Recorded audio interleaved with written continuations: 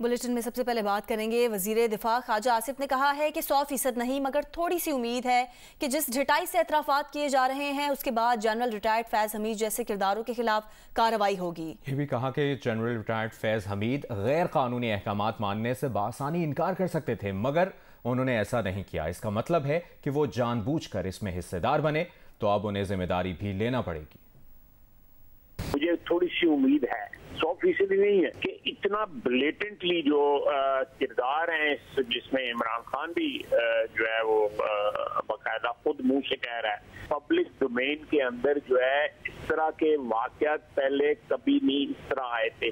बिल्कुल आश्कारा होके, बिल्कुल नंगे होके ये वाकयात सामने आ रहे हैं। He could have very easily refused कि भाई ये गैर कानूनी है, काम जो है मैं नहीं कर सकता, ये मेरा जो बसीयत एक सफाई के, बसीयत एक फौजी के, मेरा जो फर्ज है उसमें ये उन फराइज में ये शामिल नहीं है।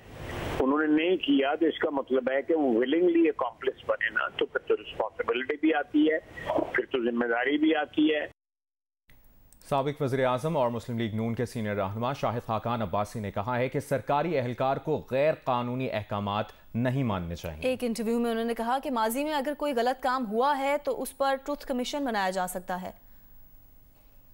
आर्मी चीफ से मुलाकात करने वाले बिजनेसमैन का कहना है कि माशी मामलात में आर्मी चीफ की मुदाखलत और बिजनेस कम्युनिटी से बाकायदा मुलाकातों का सिलसिला साबिक वजीर आज़म इमरान खान ने शुरू किया था। इमरान खान कहते थे कि बिजनेस कम्युनिटी को अगर कोई मसाइल हैं तो वो ताजिर इसमें आर्मी चीफ बल्कि यहाँ तक कि DGISI से भी मदद ले सकते हैं।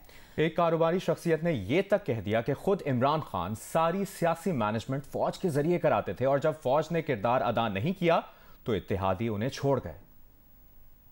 बिजनेस कम्युनिटी की आर्मी चीफ से इस मुलाकात से तहरीक इंसाफ खुश नहीं है और इसी बिजनेस कम्युनिटी को तहरीक इंसाफ ने माफिया करार देकर उन लोगों की फहरिस्त में डाल दिया है जिन्होंने तहरीक इंसाफ की हुकूमत गिराई थी। यानी अपनी हुकूमत गिराने की साजिश में एक और किरदार का इजाफा कर दिया है और दावा किया है कि इस बिजनेस कम्युनिटी ने बेड़ा गर्क कराने में किरदार अदा किया और जनरल बाजवा के सामने गलत पिक्चर पेंट की। फवाद चौधरी ने ट्वीट भी किया कि हम अच्छे तरीके से इन कारोबारी शख्सियात को जानते हैं जो पूरी तरह रिजीम चेंज में मुलविस थे। ये सिर्फ माफियाओं को तहफ़्फ़ुज़ फराहम करने के लिए इकट्ठे होते हैं। तहरीक इंसाफ के इस दावे से मुतालिक हमने मौक़िफ़ के लिए मुतादिद ऐसी कारोबारी शख्सियात को प्रोग्राम में आने की दावत दी जो न सिर्फ मौजूदा आर्मी चीफ के साथ हालिया मुलाकात में शामिल थे बल्कि इमरान खान के दौर में भी साबिक army chief general Qamar Javed Bajwa से मुलाकातें करते रहे हैं और ये मुलाकातें रिपोर्ट होती रही हैं। तो उन कारोबारी शख्सियात ने प्रोग्राम में आने से तो माजरत कर ली मगर नाम जाहिर न करने की शर्त पर अपना मौक़िफ़ हमारे सामने रखा। ये कारोबारी शख्सियत ने हमसे खुसूसी बात करते हुए तहरीक इंसाफ के एतराज़ पर यह मौक़िफ़ इख्तियार किया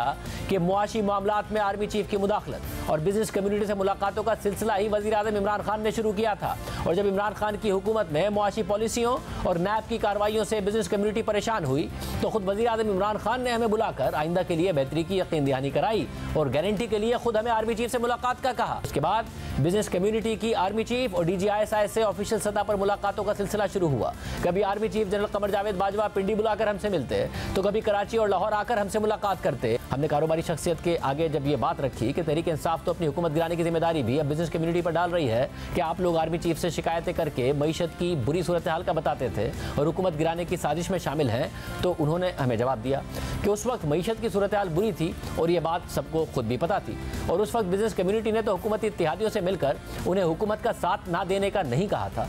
ये तो खुद हुकूमत का काम था। खुद इमरान खान सारी सियासी मैनेजमेंट फौज के जरिए कराते थे और जब फौज ने किरदार अदा नहीं किया तो इत्तेहादियों ने छोड़ गए। इसमें बिजनेस कम्युनिटी कैसे जिम्मेदार हो सकती है? क्या बिजनेस कम्युनिटी ने MQM को कहा था कि इमरान खान का साथ छोड़ दे?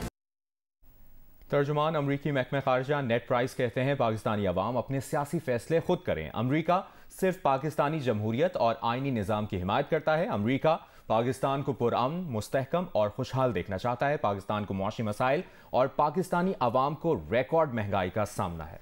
उन्होंने कहा कि अमेरिका चाहता है कि पाकिस्तान को मुस्तहकम और देरपा माशी रास्ते पर गामजन किया जाए। IMF के साथ मिलकर काम करने पर तर्जुमान अमरीकी महकमा खारजा ने कहा कि अमरीका हुकूमत पाकिस्तान की उन इस्लाहात की अफजाई करता है जिनसे पाकिस्तान में कारोबारी माहौल बेहतर हो।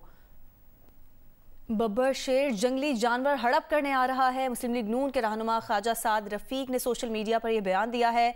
इससे पहले मुस्लिम लीग नून के मुतादिद रहनुमा भी कह चुके हैं कि नवाज शरीफ इंतखाबी मुहिम से पहले पाकिस्तान आ जाएंगे।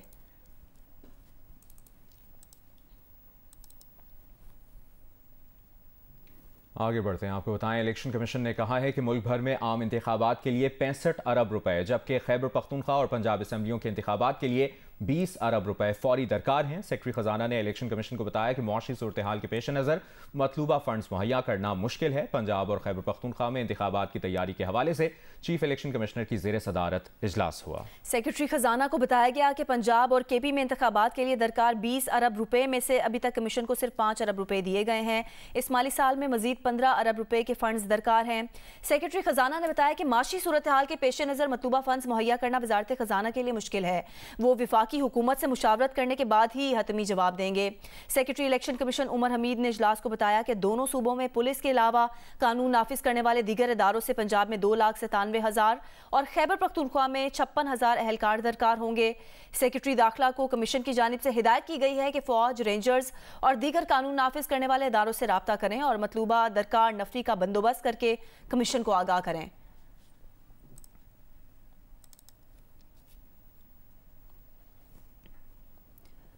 चेयरमैन पीटीआई इमरान खान की गिरफ्तारी के लिए कोयटा की पुलिस टीम लाहौर रवाना हो गई है। पुलिस टीम में एसएसपी इन्वेस्टिगेशन समेत 3 अफसरान शामिल हैं। गुज़श्ता रोज कोयटा में जुडिशल मजिस्ट्रेट की अदालत ने इमरान खान के नाकाबिल जमानत वारंट गिरफ्तारी जारी किए थे। रात गए पीटीआई रहनुमा शिबली फराज, मुराद सईद, असद कैसर और फरूख हबीब जमान पार्क पहुंच गए।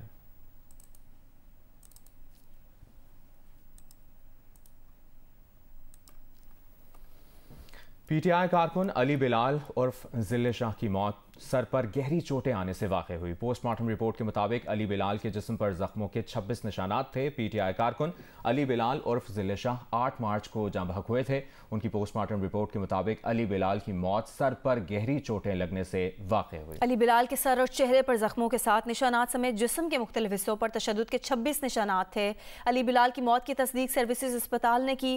पोस्टमार्टम रिपोर्ट थाना रेस कोर्स के सब इंस्पेक्टर मोहम्मद आशिक को मौसूल करवाई गई।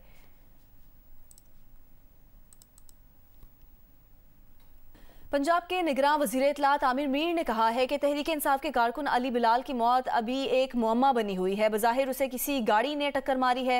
अली बिलाल की मौत रैली के दौरान होती तो पीटीआई वाले उसे फौरी अस्पताल लाते, मगर उसकी लाश 3 घंटे बाद नामालूम अफराद अस्पताल में छोड़कर चले गए।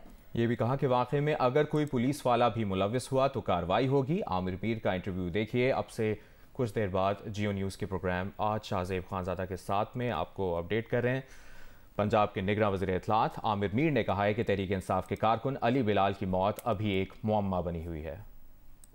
स्पोर्ट्स न्यूज़ में आपको बताएं कि HBL PSL 8 में लाहौर कलंदर्स ने इस्लामाबाद यूनाइटेड को PSL की तारीख के सबसे बड़े मार्जिन 119 रन से शिकस्त देकर लीग में 14 पॉइंट्स के साथ टॉप पोजीशन हासिल कर ली। फ़खर जमान ने 115 रन की इनिंग्स खेली। रावलपिंडी में खेले गए मैच में लाहौर कलंदर्स के ओपनर अब्दुल्ला शफीक तो 1 रन बनाकर आउट हो गए। फिर फखर जमान ने कामरान गुलाम के साथ 122 रन की शराकत बनाई। कामरान गुलाम 41 रन बनाकर आउट हुए। फखर जमान ने मजीद तेजी से रन बनाना शुरू कर दिए। उन्होंने 8 चौके और 8 छक्के लगाकर सिर्फ 57 गेंदों पर 115 रन की इनिंग्स खेली। सैम बिलिंग्स ने 32 और राशिद खान ने 15 रन बनाकर कलंदर्स का स्कोर 5 विकेट पर 226 तक पहुँचा दिया। हदफ के ताकुब में इस्लामाबाद की विकेटें वक्फे से गिरती गईं। एलेक्स हेल्स और हसन अली 18 रन बनाकर नुमाया रहे। दीगर खिलाड़ी चंद गेंदों के मेहमान साबित हुए। आजम खान उंगली में इंजरी की वजह से बैटिंग के लिए न आ सके। इस्लामाबाद यूनाइटेड की पूरी टीम 16वें ओवर में 107 पर ढेर हो गई। राशिद खान ने 4, हारिस रऊफ और जमान खान ने 2-2 विकेटें हासिल की। गैलप पाकिस्तान के सर्वे में 53% पाकिस्तानी ईमानदार सियासी रहनुमाओं पर मबनी किसी नई सियासी जमात के सामने आने पर अपनी पार्टी छोड़कर उसे वोट देने का इरादा रखते हैं। नई सियासी जमात को वोट देने का इरादा जाहिर करने वालों में पाकिस्तान तहरीक इंसाफ के सपोर्टर्स की अक्सरियत है। सर्वे में मजीद क्या है, जानते हैं। ईमानदार सियासी रहनुमाओं और टेक्नोक्रेट्स पर मुश्तमिल अगर कोई नई सियासी जमात बनती है तो 53% पाकिस्तानी अपनी पुरानी पार्टी छोड़कर उसे वोट देने के लिए बिल्कुल तैयार हैं। वोट देने का कहने वालों में पाकिस्तान तहरीक इंसाफ के सपोर्टर्स की अक्सरियत है। इस बात का इंकशाफ गैलप पाकिस्तान के सर्वे में हुआ, जिसमें मुल्क भर से 1700 से ज्यादा अफराद ने हिस्सा लिया। इस सवाल पर कि अगर ईमानदार सियासी रहनुमाओं और टेक्नोक्रेट्स पर मबनी नई सियासी जमात बनती है तो क्या आप अपनी पार्टी छोड़कर उसे वोट देंगे, तो 53% पाकिस्तानियों ने अपनी पार्टी छोड़कर नई सियासी जमात को वोट देने देने की हामी भरी। अलबत्ता 47% ने इससे इनकार किया। सर्वे में देखा गया कि अपनी पार्टी छोड़कर नई सियासी जमात को वोट देने वालों का कहने वालों में 52% पाकिस्तानी ऐसे हैं जो खुद को पाकिस्तान तहरीक इंसाफ के वोटर के तौर पर शनाख्त करवाते हैं। पीपल्स पार्टी में 47%, जबकि सर्वे में नून लीग के 46% सपोर्टर्स ऐसे हैं जो नई सियासी जमात बनने पर अपनी पार्टी छोड़कर उसे वोट देने का कह रहे हैं। पाक फौज ने 23 मार्च को मुसल्लह अफवाज की रिवायती परेड महदूद पैमाने पर करवाने का फैसला किया है। ज़राए का कहना है कि फैसला मुल्क को दरपेश मौशी चैलेंजेस और किफ़ायत शुआरी पॉलिसी के तहत किया गया है। ज़राए के मुताबिक पाक फौज ने 23 मार्च को मुसल्लह अफवाज की रिवायती परेड महदूद पैमाने पर कराने का फैसला किया है। 23 मार्च की परेड रिवायती अंदाज में शक्कर पड़ियाँ की बजाय अब ऐवान सदर में मुनक्किद होगी।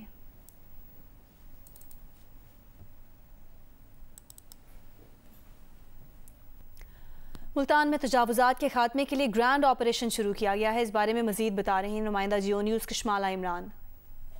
जी, मुल्तान में तजावुज़ात के मुकम्मल खात्मे के लिए ग्रैंड ऑपरेशन शुरू किया गया है, जिसमें चौक घंटा घर, मुमताज़ाबाद, कासिम वेला और उसके अलावा मुल्तान की अहम शाहराहों के अतराफ़ से कुर्सियाँ, खोखे, फट्टे सब कुछ कब्ज़े में लिया जा रहा है। इसके अलावा जो पुख्ता तामीरात हैं उनको मशीनरी के ज़रिए मस्मार किया जा रहा है। गैर कानूनी पार्किंग स्टैंड का भी खात्मा किया जा रहा है और गैर कानूनी पार्किंग स्टैंड माफिया के खिलाफ कार्रवाई की जा रही है। और ज़िला इंतज़ामिया का यही कहना है कि मुल्तान शहर की खूबसूरती और इंफ्रास्ट्रक्चर की बहाली के लिए ताजिर बरादरी भी इस ऑपरेशन में उनके साथ भरपूर ताउन करे। जी, हाई कोर्ट के हुक्म पर कराची की मारूफ फूड स्ट्रीट ट्रैफिक के लिए खोल दी गई। इससे पहले सिंध हुकूमत ने सड़क को ट्रैफिक के लिए बंद कर दिया था ताकि शहरी बड़ी तादाद में खानों से लुत्फानंदोज़ हो सकें। वकास आलम की रिपोर्ट।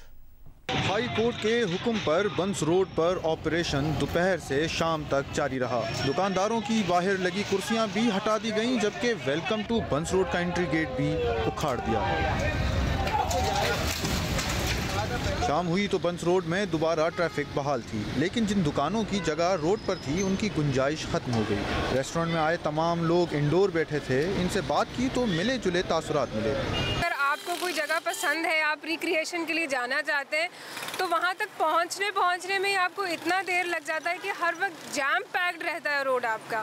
तो अगर क्लियर है तो कम से कम आप इन रेस्टोरेंट्स में आकर एंजॉय कर सकते हैं। आपका एक्सेस जो है ना वो ज़्यादा डूएबल है। पहले वहाँ पार्किंग करके हम गाड़ी आते थे पैदल, लेकिन अब फिर वही दोबारा से गाड़ियाँ वगैरह खड़ी होती हैं तो उससे ज़्यादा कंजेस्टेड होती है। ठेले या सीट्स नहीं है या टेबल्स नहीं है, लेकिन यहाँ पे जो है वो गाड़ियों की पार्किंग मौजूद है, तो इंक्रोचमेंट तो अभी भी है स्टिल। दुकानदारों ने कारोबार के नुकसान का शिकवा किया। उनका कहना था कि पहले जहाँ कुर्सियाँ लग रही थीं वहाँ अब गाड़ियाँ खड़ी हैं। इस ऑपरेशन से सिर्फ उन्हीं का नुकसान हुआ है। तमाम आ रही है, वो ढूंढ रही है जगह कहाँ बैठे। अब ऐसे हम लोग कुर्सियाँ लगा के बिठाते हैं, फिर उठा लेते हैं, पुलिस वाले आते हैं, क्या करें, कैसे चलें। हम जैसे लोगों के लिए तो खैर वो बाहर जो भी था बेहतर था, लेकिन कानून को चाहिए रूल वो सबके साथ हो। बंस रोड के अतराफ रहने वाले अवाम ने सिंध हुकूमत के फैसले के खिलाफ हाई कोर्ट से रुजू किया था, जिसके बाद तमाम तजावुज़ात हटा दी गईं। कैमरामैन शेर ज़मीर के साथ वकास आलम अंगारिया, जियो न्यूज़ कराची। सरगोदा के DHQ टीचिंग अस्पताल में गुज़िश्ता 4 माह से CT स्कैन मशीन फनी खराबी के बायस गैरफाल है, जिसके बायस मरीजों को सख्त मुश्किलात का सामना है। मजीद बता रहे हैं नुमाइंदा जियो न्यूज़ मलिक मोहम्मद असगर। जी, DHQ टीचिंग हस्पताल सरगोदा इन दिनों मसाइल की आमाजगाह बना हुआ है। जहां DHQ टीचिंग हस्पताल की लिफ्ट गुज़िश्ता 6 माह से ख़राब पड़ी हुई है, वहां पर स्ट्रेचर और व्हील चेयर्स का भी शदीद फुकदान है। CT स्कैन मशीन भी सरगोदा में जो है गुज़िश्ता 4 माह से ख़राब पड़ी हुई है। लोगों को CT स्कैन के हसूल के लिए शदीद मुश्किलात का सामना करना पड़ रहा है। जो गरीब और नादार मरीज़ हैं उन्हें प्राइवेट तौर पर CT स्कैन कराना पड़ता है। यहाँ पर DHQ टीचिंग अस्पताल की जो इंतज़ामिया है उन्होंने बताया है कि लाहौर से को माहिरीन की टीम आएगी और वो आकर ये CT स्कैन मशीन की मुरम्मत करेगी। और 4 माह से ज़ायद का अरसा होने को है, ना तो माहिरीन की टीम सरगोदा पहुंच रही है और ना ही यहाँ पर CT स्कैन मशीन जो है वो ठीक हो रही है। शहरियों ने वज़ीर आला पंजाब से और महकमा सेहत के हुक्काम बाला से मुतालबा किया है कि खुदारा DHQ टीचिंग अस्पताल की हालत ज़ार पर रहम किया जाए और मरीज़ों को जिन परेशानियों का सामना करना पड़ रहा है, इन परेशानियों के तदारक के लिए अमली इक़दाम किए जाएँ। बढ़ती महंगाई ने वैसे तो हर तबके को शदीद मुतासिर किया है, मगर रेहड़ी चलाकर रोज़गार हासिल करने वाले दिहाड़ीदार अफराद की तो महंगाई ने जैसे कमर ही तोड़ दी है। सूरत हाल से आगाह कर रहे हैं नुमाइंदा जियो न्यूज़ शहाब उमर। आज क्वेटा में जो बढ़ती हुई महंगाई है उसने हर तबके को मुतासर किया है। ऐसे में जो रेडी चलाने वाले लोग हैं, रेडीवान हैं, जो मुख्तलिफ चीज़ें फ़रोख्त करते हैं, उनके जो माली मुश्किलात है उसमें भी इजाफा हुआ है। ऐसे हमारे साथ एक बंदा मौजूद है जो रेडी पे सब्जियां फ़रोख्त करता है, बेचता है। ये इस महंगाई के हवाले से क्या कहते हैं हम इनसे जानते हैं।